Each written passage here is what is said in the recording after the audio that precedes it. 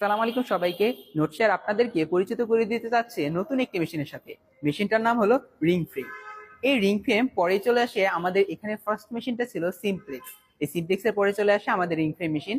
সিমপ্লেক্সে যে আমরা আউটপুট পেয়েছিলাম রবিং, সেই রবিংকে কিভাবে ইয়ার্নে কনভার্ট করে থাকে সেটাই কাজ করে থাকে আমাদের রিং ফ্রেম। আজকের ভিডিও জুড়ে আমরা এটাই জানবো কিভাবে রবিংকে ইয়ার্নে কনভার্ট করে থাকে আমাদের মেইন পারপাস, যেটা রিং ফ্রেম। চলুন আমার সাথে। তোমরা আমার হাতে যেটা দেখতে পাচ্ছ বলো তো এটা কি? এটা কিন্তু একবার আমরা দেখেছিলাম, কোথায়? সিমপ্লেক্সে। এটা হলো আমাদের রবিং ববিন। এটা এন্ড চারপাশে যেটা ওন্ড অবস্থায় আছে সেটাকে বলা হয় রবিং, যেটা আউটপুট ছিল সিমপ্লেক্সের। এটা ইনপুট হিসেবে চলে যাবে আমাদের রিং ফ্রেমে। রিং ফ্রেমে আমাদের যে উপরের পোর্শনটা দেখতে পাচ্ছ সেটাকে বলা হয় আমব্রেলা রবিং ববিন হোল্ডার। এই আমব্রেলা টাইপ হওয়ার রিজন কি? আমাদের রিজনটা হলো এখানে যে রবিংটা দেখতে পাচ্ছ, এই রবিং যদি ডাস্ট ক্রিয়েট হয়, আমাদের প্রসেসিং এর সময় যদি ডাস্ট ক্রিয়েট হয়, সেই ডাস্ট ক্রিয়েট হওয়ার পরে দেখা যাচ্ছে সেটা যদি রবিং এর সাথে লেগে যায় তাহলে থিকনেস বা থিননেস ক্রিয়েট হওয়ার একটা পসিবিলিটি থেকে যায়। তাই সেটা যেন না হয়, তাই এখানে আমব্রেলা টাইপ হোল্ডারটা ইউজ করা হয়েছে। ঠিক এর পরের পোর্শনে আমাদের এই রবিংটা ইনপুট চলে যাবে আমাদের পরের পোর্শন, যেটাকে হলো ড্রাফটিং জোন। এই ড্রাফটিং জোনে আমরা অলরেডি ব্রেকার ড্র ফ্রেম এবং সেই সাথে সিমপ্লেক্সের ড্রাফটিং জোন সম্পর্কে জেনেছি। 3/3 ড্রাফটিং জোন ছিল। এখানেও আমাদের ড্রাফটিং জোনটা 3/3 ড্রাফটিং জোন হয়ে থাকে এবং ঠিক একইভাবে আমাদের এক্সিয়াল অথবা আর ফ্লুটেড টাইপ সব একদম সেম। আবার অ্যাপ্রন ইউজ করা হয়েছে, সেটা টোটালি সিমপ্লেক্সের মতোই হয়ে থাকে। সো এই পোর্শনটা আমরা রিপিট করব না। যদি তোমাদের দেখতে মনে চায় বা যদি ভুলে যাও তাহলে প্লিজ তোমরা আমাদের পূর্বের ভিডিও অর্থাৎ সিমপ্লেক্স সেটা একটু দেখে আসতে পারো। চলো আমরা এখন পরের পোর্শনে দেখা স্টার্ট করি। ড্রাফটিং এর পরের পোর্শনে আমাদের এখানে দেখো আমাদের রয়েছে সাকশন পাইপ। সাকশন পাইপে এখানে কি করা হয়, যদি সামহাও আমাদের ইয়ার্ন বা রবিংটা যদি ছিঁড়ে যায় তাহলে এই পোর্শনটা আমাদের সেই ইয়ার্নকে সাক করে নেয়, যেন সেটা আশেপাশে অন্য ইয়ার্নকে ডিস্টার্ব না করতে পারে বা তাদের সাথে লেগে রিং ফ্রেমের প্রসেসটা যেন হ্যাম্পার না হয়। সাকশনের পরে আমাদের এখানে রয়েছে ল্যাপেড রেল, এবং ল্যাপেড রেলের পর দেখো আমাদের সাথে যুক্ত রয়েছে ল্যাপেড, এবং ল্যাপেডে রয়েছে ল্যাপেড আই। আমাদের এই আউটপুটকৃত এই ইয়ার্নটা চলে আসে ল্যাপেড আয়ের মধ্য দিয়ে, এবং ল্যাপেড আয়ের পরে আমাদের রয়েছে এখানে স্পিন্ডল।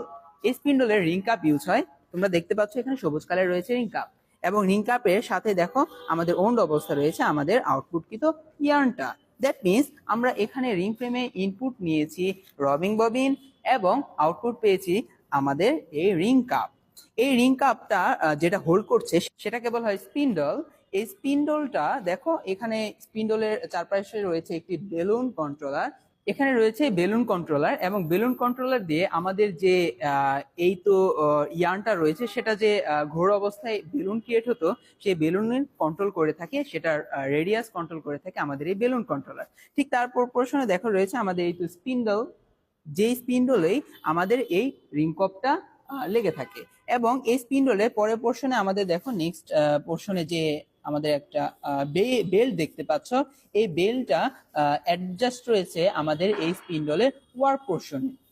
এই ওয়ার্ক পোর্শনে কেন বেল্টটা রয়েছে আমরা একটু পরে তোমাদের এটা সম্পর্কে ভালোভাবে জানাবো। তোমাদের যে দেখাতে চাচ্ছিলাম আমাদের স্পিন্ডলে ওয়ার্ক পোর্শন রয়েছে, যে ওয়ার্ক পোর্শনে আমাদের এখানে কি হয়েছে, বেলটা অ্যাড হয়ে যাচ্ছে।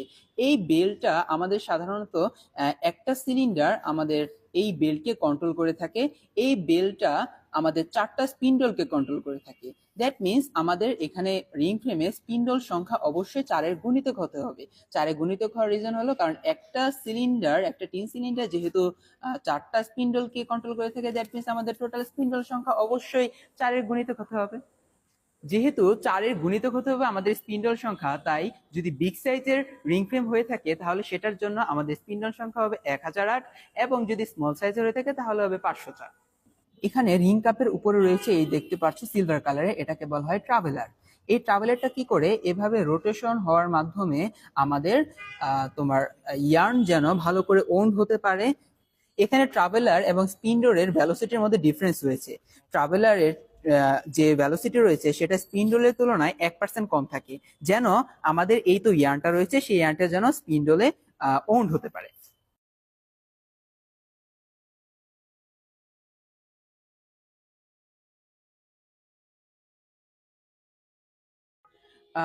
বাই চান্স যদি সামহাও আমাদের কোনো ইয়ার্ন ছিঁড়ে যায় বা প্রোডাকশনে, তাহলে তো সমস্যা ক্রিয়েট হবে। তাহলে এটাকে কিভাবে কন্ট্রোল করা যায়? আমাদের এতগুলো স্পিন্ডল রয়েছে, প্রত্যেকটা তো আমাদের সেগুলোকে চেঞ্জ করা পসিবল না, তাই প্রত্যেকটার জন্য আলাদা মেকানিজম রয়েছে, যেটাকে বলা হয় নি ব্রেকার।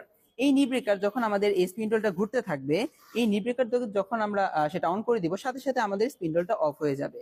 এবং তারপরে আমাদের এই রিং পপকে আলাদা করে নিব, এবং এখানে যে আমাদের ইয়ার্নটা রয়েছে সেই ইয়ার্নটাকে নটেডের মাধ্যমে বা নটিং এর মাধ্যমে সেটাকে আবার অ্যাড করে নতুন ইনপুট দিব।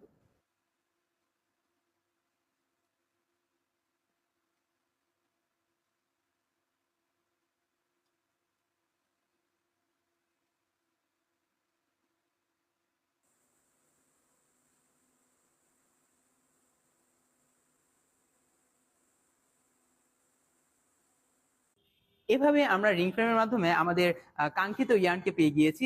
নেক্সট পোর্শনে আমাদের রয়েছে অটো কর্নার, সেটা কিভাবে কাজ করে আমরা নেক্সট ভিডিওতে জানবো। আমাদের সাথেই থাকুন নোট শেয়ারের সাথে। সালাম আলাইকুম।